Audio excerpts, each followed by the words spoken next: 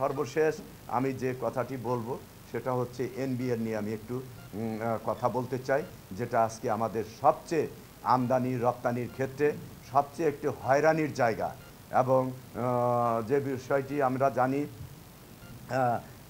NBR chairman অত্যন্ত সৎ একজন চেয়ারম্যান, আমার জানা সবাই জানেন।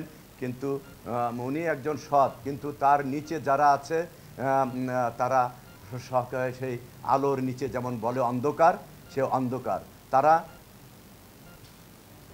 তাদের সাথে যোগাযোগ না করলে অডিট হয় না, অডিট কাজ আমরা সম্পাদন করতে পারি না। তাদের সাথে যোগাযোগ করা আমদানি রপ্তানিতে বিভিন্নভাবে হয়রানি করা হয়। এতে করে আজকে আমাদের নির্দিষ্ট সময় আমরা কিন্তু আমাদের মাল ইম্পোর্টও করতে পারছি না, রপ্তানিও করতে পারছি না। কারণ আগে ইম্পোর্টে কোনো বাধা ছিল না, কিন্তু এখন ইম্পোর্টেও ওজনের নামে এবং আপনার এসএস কোডের নামে, কারণ আইন আছে কিন্তু যখন যোগাযোগ করা হয় তখন আইনে আর বাধা থাকে না, তখন সব ঠিক হয়ে যায়। কিন্তু যোগাযোগ না করলেই দেখা যাচ্ছে যে তারা হয়রানির শিকার হয়। তাই এই হয়রানির থেকে মাননীয় মন্ত্রী, আমরা দীর্ঘদিন যাবৎ এটা আমরা বলে আসছি এবং অনুরোধ করছি।